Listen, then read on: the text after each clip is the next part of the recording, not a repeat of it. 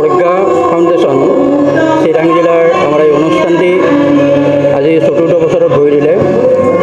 प्रज्ञा फाउंडेशনৰ মূল উদ্দেশ্যটো হৈছে আমাৰ অসমৰ বা গোটেই ভাৰতবৰ্ষৰ যিখিনি পুৰণি সংস্কৃতি আছে এই পুৰণি সংস্কৃতিক যাতে পুনৰ উজ্জীৱিত কৰি পেলাই আমি গোটেই অসম তথা ভাৰতবৰ্ষৰ গোটেই পৃথিৱীৰ বুকুত জাউতি যুগীয়া কৰি তুলিব পাৰোঁ সেই উদ্দেশ্য আৰু সেই উদ্দেশ্য আগত ৰাখি পেলাই प्रज्ञा ফাউণ্ডেশ্যনে যোৱা 4 বছৰৰ পৰা বিজনেছ কাম কৰি আহিছে।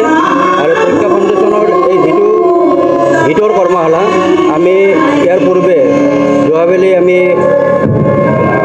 অসমৰ পুৰণি গীতিৰ ৰুদ্ৰ বৰুৱাৰ গীতৰ এটি কৰ্মশালা ৰাখিছিলোঁ। পৰৱৰ্তী আমি বিভিন্ন পৰ্যায়ত प्रज्ञा ফাউণ্ডেশ্যনে বিশেষকৈ গ্ৰীষ্মকালীন যিকোনো সাংস্কৃতিক বিষয়ত এইটো কৰ্মশালা, ঠিক তেনেদৰে 15 আগষ্টৰ দিনাখন বন্দে মাতৰম গীতৰ শীৰ্ষক বন্দে মাতৰম গীতৰ নৃত্যৰ প্ৰতিযোগিতা, আকৌ বিশেষকৈ শিক্ষক দিৱসৰ দিনটোত আমি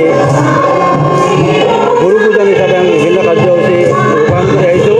আৰু এইবুলি प्रज्ञा ফাউণ্ডেশ্যনৰ সৌজন্যত प्रज्ञा চিৰাং জিলাই আমাৰ নামনি অসমৰ এটি ঐতিহ্যমণ্ডিত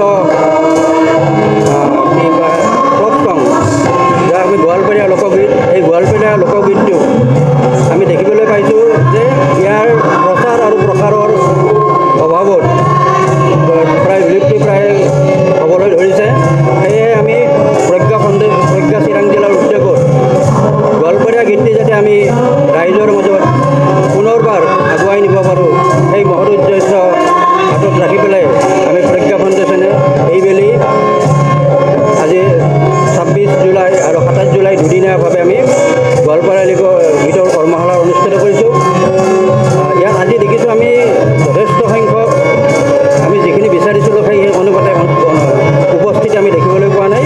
যি নহওক আমি আশা কৰিছোঁ আগলৈকে আৰু অহাকালিলৈকে আমাৰ পৰীক্ষাৰ্থীৰ সংখ্যা বাঢ়িব। আৰু এই উদ্দেশ্য আগত ৰাখি আমি আগলৈকেও অসমৰ বিভিন্ন যিখিনি কৃষ্টি সংস্কৃতি আছে তাক ৰাইজৰ মাজত